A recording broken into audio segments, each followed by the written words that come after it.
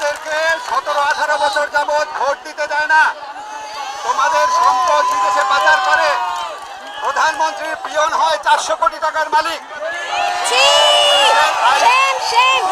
পুলিশের আইজি হয় 1000 কোটি টাকার মালিক, মানুষকে গুম করে। এত কিছুর পর তাদের রক্ত পিপাসা মিটে নাই। তারা আমাদের সন্তানদের হত্যা করেছে, শত শত সন্তানকে। এই শত শত সন্তানকে হত্যা করে, হাজার হাজার মানুষকে আহত করে, শিশুদের হত্যা করে। উনি শুধুমাত্র নিজের স্বজন হারানোর বেদনা বুঝেন। বাংলাদেশ স্বাধীন করেছে মুক্তিযোদ্ধারা, উনি মনে করেন শুধু উনার বাবা স্বাধীন করেছে।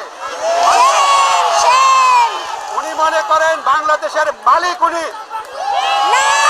উনি আমাদেরকে কথায় কথায় বলেন উনি নাকি আমাদের ভাত খাওয়ান, উনি নাকি আমাদের বিদ্যুৎ বন্ধ করে দিবে। আজকে আমি এখানে এসেছি, আমাদের তরুণ প্রজন্ম, আমাদের জেনারেশন জি, শত শত ছাত্র হত্যার বিচার চেয়েছিলাম।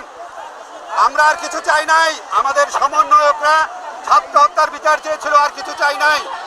এই বিচার করা হয় নাই, এই বিচার করা হবে না, কারণ খুনি নিজের বিচার নিজে করে না। কাজেই আজকে বাংলাদেশের ঘরে ঘরে আওয়াজ উঠেছে। আজকে লক্ষ লক্ষ মানুষ এখানে। আপনি অবিলম্বে পদত্যাগ করে তত্ত্বাবধায়ক সরকার ব্যবস্থা চালু করে বাংলাদেশের মানুষের প্রতিনিধিদের, বাংলাদেশের মানুষ বাংলাদেশের তাদের নিজেদের প্রতিনিধি নির্বাচন করতে পারে। এই দেশের তরুণরা তাদের ভোটাধিকার প্রয়োগ করতে পারে, তাদের জীবন এবং জীবিকা নিশ্চিত থাকতে পারে। এই জন্য তারা প্রচলিত পদ্ধতিতে তারা তাদের প্রতিনিধি নির্বাচিত করে, সত্যিকারের নির্বাচন করে তারা এই দেশ পরিচালনায় অংশ নিবে।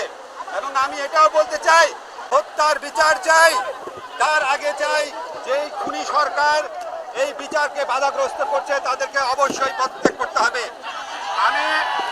আমি আজকে মনে করি, আমি আসার পর তোমরা কেউ কেউ হিরো বলেছ, লজ্জায় মরে গেছি আমি।